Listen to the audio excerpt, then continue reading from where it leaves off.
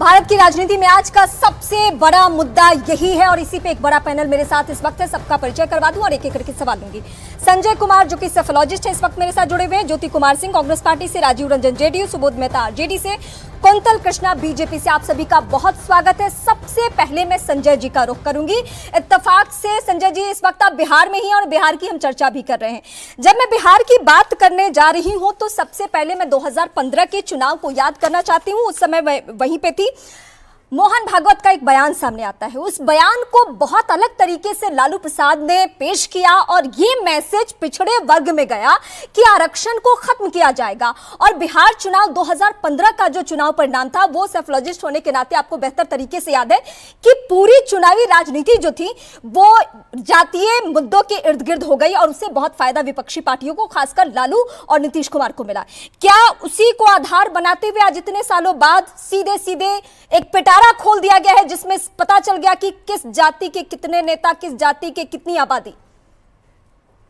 बिल्कुल, मुझे लगता है कि ऐसा मुद्दा मिल गया है या एक हथियार मिल गया है। आप आरजेडी या जेडीयू की बात करें तो, क्योंकि कई समय से, कुछ सालों से इस बात की चर्चा हो रही थी कि जातीय जनगणना होनी चाहिए और बिहार सरकार ने जब इस जनगणना को कराया और अब आंकड़े सामने लेके आए हैं, उससे ये एक बात तो स्पष्ट है कि जितना आकलन किया जाता था कि ओबीसी की संख्या कितनी है, उससे कहीं ज्यादा निकल के आ रही है।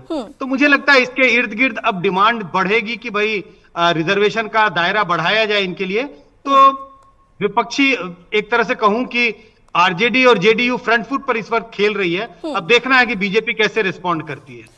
बीजेपी की अभी मजबूरी हमें समझ में आ भी रही है। बीजेपी के कुछ बड़े नेताओं ने, यहां तक कि जो प्रदेश अध्यक्ष है वहां के, उन्होंने भी सपोर्ट कर दिया है। गिरिराज सिंह ने हालांकि अलग अंदाज में कहा है, उन्होंने कहा है कि विकास कार्ड भी दीजिए। एक सवाल मैं आपसे और लूंगी, नीतीश कुमार की राजनीति को हम सब जो समझने वाले लोग हैं या जानने वाले लोग हैं वो कहते हैं, कैसे शब्द का इस्तेमाल करते हैं, सोशल इंजीनियरिंग।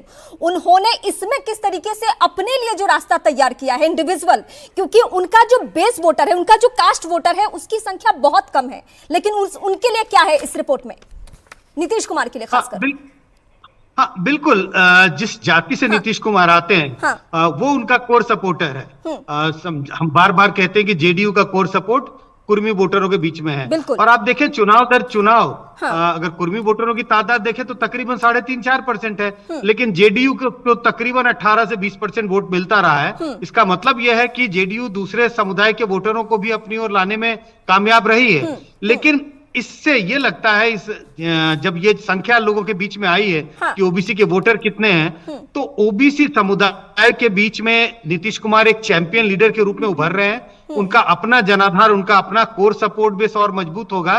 बल्कि ये कहूं कि ओबीसी समुदाय के वोटरों में उनका सपोर्ट बेस और मजबूत होता हुआ मुझे दिखाई पड़ रहा है। तकरीबन 1.5 दशक से ज्यादा वक्त हो गया जब मात्र कितना परसेंट उनकी जाति का परसेंटेज में अपने दर्शकों को बता दूं, कुर्मी समुदाय से नीतीश कुमार आते हैं 2.81%, मात्र इतनी बेस वोट जाति, और अभी भी वो सीएम बने हुए हैं। बिहार की पार्टियों की मजबूरी है कि नीतीश कुमार जिधर जाते हैं जीत की गारंटी बन जाते हैं। संजय जी, मैं आपका रुख करूंगी, लेकिन अब तमाम पार्टियों से भी मैं जरा चर्चा कर रही हूं। ज्योति कुमार सिंह कांग्रेस पार्टी से, बिहार में हालांकि कांग्रेस पार्टी की स्थिति उस तरीके से तो नहीं है, लेकिन अभी मैं दिग्विजय सिंह के बयान को कोट करना चाहती हूं। दिग्विजय सिंह ने कहा, मध्य प्रदेश में अगर हमारी सरकार आती है तो हम भी जातीय जनगणना करवाएंगे। मतलब आपको लग गया कि जीत का फॉर्मूला, बीजेपी को अगर हराना है तो जाति के मुद्दे पे लेके आओ, जाति के पिच पे लेकर आओ। ज्योति जी। हेलो जी।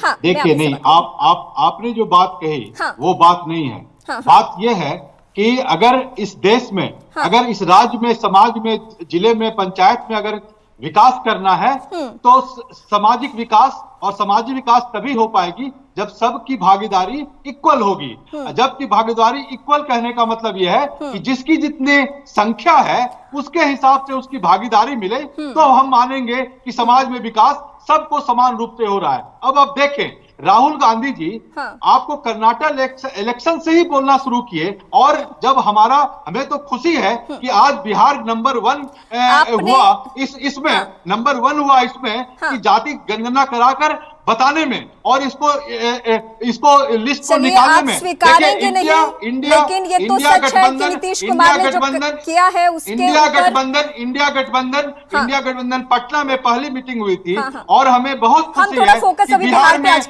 में इंडिया गठबंधन का इलेक्शन है और मैं बधाई देता हूं नीतीश कुमार जी को और तेजस्वी यादव जी को और कांग्रेस के नेताओं को और हमारे से जुड़े जितने लोगों को। ठीक है, मैं आपके पास ज्योति जी आऊंगी, जेडीयू का मैं रुख करूंगी सीधे। राजीव रंजन इस वक्त मेरे साथ जुड़ चुके हैं। राजीव जी, लोहिया साहब को मैं इस वक्त कोट करना चाहती हूँ। 60 के दशक की राजनीति जिसने भी देखी है उसको पता है उन्होंने क्या कहा था। उन्होंने कहा पिछड़ा पावे 100 में 60। उनकी एक और लाइन थी कि जिसकी जितनी भागीदारी उसकी उतनी हिस्सेदारी। अब इस लाइन को देखते हुए दो आंकड़े मैं आपके सामने रखती हूं। जिस जाति से नीतीश कुमार आते हैं उसका आंकड़ा है 2%।